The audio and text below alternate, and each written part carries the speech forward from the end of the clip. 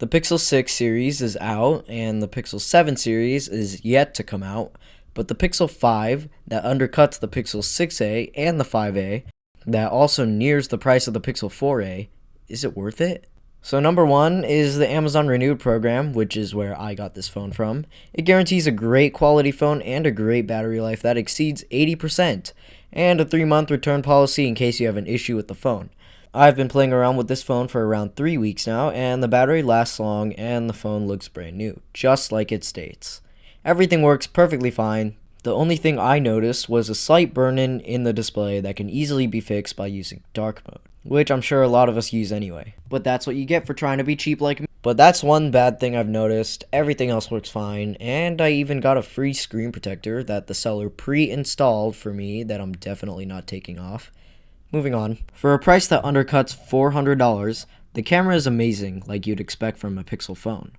It was honestly better than the Pixel 6 camera, which had a hard time processing skin tone color and made it more yellowish compared to its natural color on the right side, which is the Galaxy Note 9. But I'm sure that's probably fixed now. But focusing back on the Pixel 5, you get a 12.2 megapixel main sensor and a 12 megapixel ultra-wide sensor that takes very great shots, not gonna lie, for the price that you can get it now.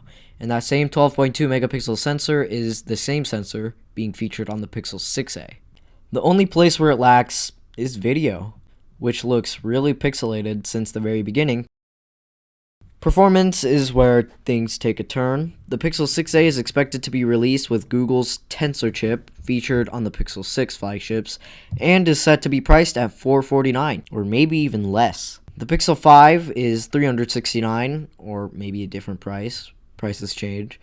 And it features the mid-range Snapdragon 765G processor that many other reviewers flame for its weak processor at a $700 price point, which in turn you could have gotten the Galaxy S20 Fan Edition, which had the flagship Snapdragon 865 for the same price that's nearly 30% faster than the Snapdragon 765G.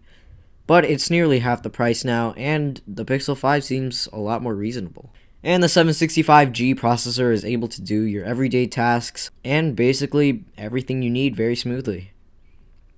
But will it be worth it to just wait for the Pixel 6a and spend the extra $130 for the better chipset, the larger display, and the modern look and feel?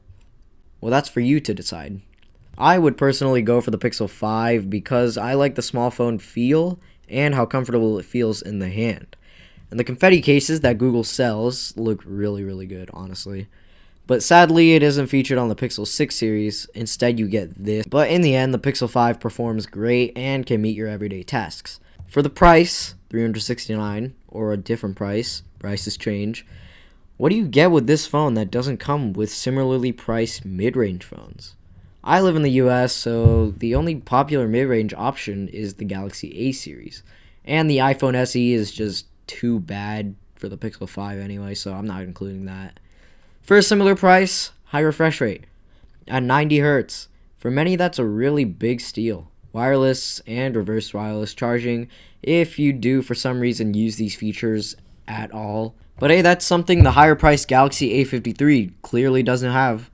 Water resistance, which I am definitely not going to be testing. And the full screen display. And speaking of the display, high refresh rate, 1080p, symmetrical bezels, which look really nice, the hole punch camera on the left side of the phone. Honestly, that hole punch on like either corner of the phone looks really great, and it makes the Pixel 5 screen look really clean compared to other mid-rangers out there, which is the iPhone SE, which those big bezels, ew, and the Galaxy A53. For the cheapest price out of the bunch and the most RAM, 8GB, the Pixel 5 just looks the best. But we recently got leaks of the Pixel 7, which, wow, it looks better. And the normal price of the Pixel 7 is predicted to have a similar price to the Pixel 6. And considering the Pixel 6 was already twice as fast as the Pixel 5, imagine how fast the Pixel 7 would be. The price difference for long term isn't even that much either. The Pixel 7 is $599 and the Pixel 5 is $369, which is how much I got it for. And a $230 difference between the phones. Sometimes it would make much sense to go for the Pixel 5, but the Pixel 7 will last you much longer considering how long you plan to use your phone for and how fast the latest Tensor chip will be. and more frequent software updates because it's a newer phone and, of course, it's a Pixel. So lastly, is the Pixel 5 overall worth your money? Absolutely, yes.